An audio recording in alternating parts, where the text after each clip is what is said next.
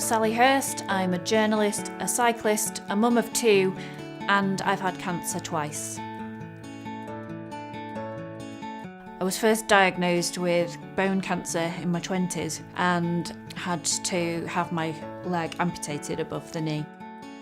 I underwent a year of chemotherapy, lots of treatment, but then 12 years after having the first cancer, I got breast cancer, which was a real shock.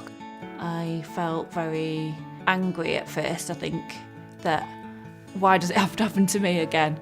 The treatment for breast cancer, I had a mastectomy, I had chemotherapy, radiotherapy, just went through the whole process again. So I've been a year cancer-free.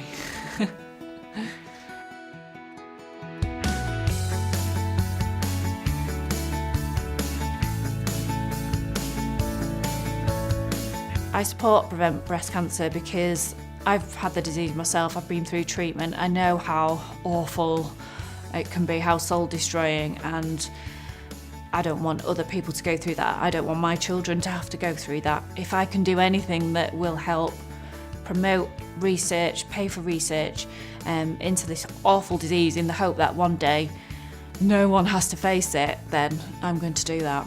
I don't think you have to be positive through cancer treatment. It's horrible, it wears you down, it makes you feel sick and you lose a sense of your own personality. That's how I felt. I found like it really ground me down. So if you can just find a way through, just put one foot after the other, then hopefully you do come out the other side, and I think you can then try and rebuild.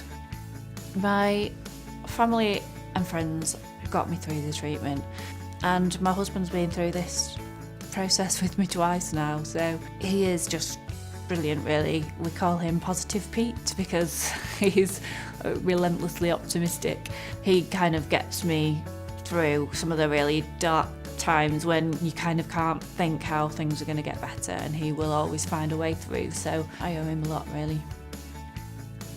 When I lost my leg to cancer, I didn't do any exercise for about 7 years. I thought there was nothing I could do, so I just gave up, really. Then I was sent for work to go and do some interviews around London and the Paralympics, and I suddenly saw all these athletes that were a bit like me, with maybe limbs missing, and I thought, actually, there's lots that I can do. So it was the London Paralympics that really inspired me and was the turning point to then getting that bike out of the shed and getting back on in the saddle. The impact of cycling is that it's not just changed my life in terms of the exciting times that I've had with the Great Britain cycling team, but it boosted my confidence at work, it boosted my confidence generally, and I now have a sport that I really love and that hopefully I'll be able to do for the rest of my life. Out of something really dark came something absolutely brilliant. Cycling to me means freedom. It gets me outdoors, and there's nothing better than, cycling along with the sun on your back, the wind in your face. I just love it. The ride London 46 for me is a bit of a no-brainer. It's a brilliant event and an incentive for me to train over the next few months as well. The language around cancer is tricky, isn't it? I don't feel like I am inspirational, even though some people have called me that. It kind of makes me go, oh, because I didn't choose to do any of this. It happened and I had to deal with it, and that's the same for anyone who has cancer or serious illness. It's that you just get dealt this hand and you have to just get through it as best you can. I think anyone who goes through cancer treatment and comes out the other side smiling is pretty awesome.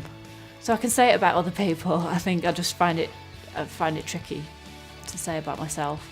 A breast cancer-free future would be amazing for my children, for everyone. It's kind of impossible to imagine, but we've already come so many strides through treatment, through finding better ways to tackle this disease. Then maybe in the future it is possible that other people won't have to go through this treatment, and that would be absolutely fantastic.